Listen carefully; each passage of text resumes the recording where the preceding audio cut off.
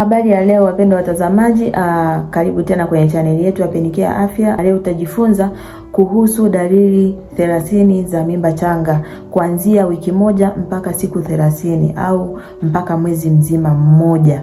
Na hizi dalili zinatofautiana kwa mwanamke na mwanamke. Sio zote kwamba kila mmoja atakuwa na dalili hiyo.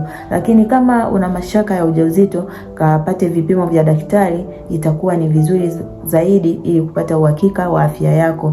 Na kama umependa maudhui kama haya, unaweza kubonyeza like, subscribe na kushare ili uendelee kupata details za afya yako au uendelee kupata dondoo za kiafya kwa mwanamke na mwanaume, lakini pia kwa watoto. Dalili 30 za mimba changa ni zipi? Dalili ya kwanza ni kukosa hedhi, dalili ya pili ni kutoka na damu kidogo, lakini pia dalili ya tatu ni maumivu ya tumbo, na kitu cha nne au dalili ya nne ni kupata maumivu ya mgongo au kiuno cha chini, lakini dalili ya tano ni kuhisi joto la mwili au kupanda.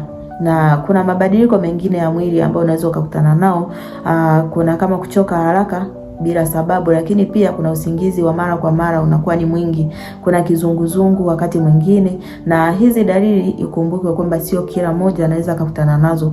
Ni dalili ambazo zipo lakini zinatofautiana kulingana na mwanamke na mwanamke. Na dalili ya 9 ni maumivu ya kichwa. Dalili ya 10 ni kuhisi udhaifu wa mwili. Lakini kuna dalili ya 10 na hadi ya 15, zile ni dalili ambazo unakutana nazo ukiwa na dalili za vichefuchefu na vitu kama hivyo. Kuna kichefuchefu, wakati mwingine anatapika. Lakini dalili ya 13, wengine wanachukia harufu fulani. Na dalili ya 14, kuna kupotea kwa hamu ya chakula, lakini kuna kupenda kula vyakula fulani. Yaani ile unabagua kwamba mimi napenda kula chakula fulani. Hiyo huwa inatokea. Lakini kuna mfumo wa vyakula ambao upo. Kuna kushiba kwa haraka, kuna kiungulia, kuna kuvimbewa pia, lakini pia kuna kuharisha kwa baadhi ya wanawake, na sio kila mwanamke anaweza kuharisha, hapana.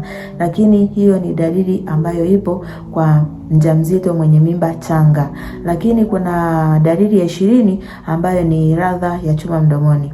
Hiyo huwa inatokea kwamba ladha yako huwa inaenda inabadilika, sio kama kawaida. Lakini kuna hisia za mabadiliko ya kisaikolojia. Kwa mfano tunamaanisha kwamba kama mabadiliko utakuwa nayo, kuna mabadiliko ya hisia, kuna kuwa na hasira kirahisi, lakini kuna kulia bila sababu, msongo wa mawazo, hivyo kuna kupenda kuwa peke yako. Hizo ni dalili za mimba changa. Lakini dalili nyingine ni kukojoa mara kwa mara. Utakuwa unaenda chooni mara kwa mara. Kuna maumivu ya kuvimba kwa matiti, lakini pia kuna chuchu zinakuwa nyeusi wakati mwingine.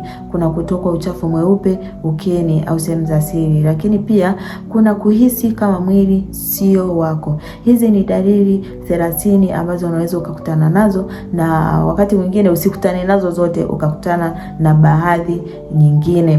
Lakini kumbuka dalili hizi sio uthibitisho wa 100% kwamba utakuwa na mimba.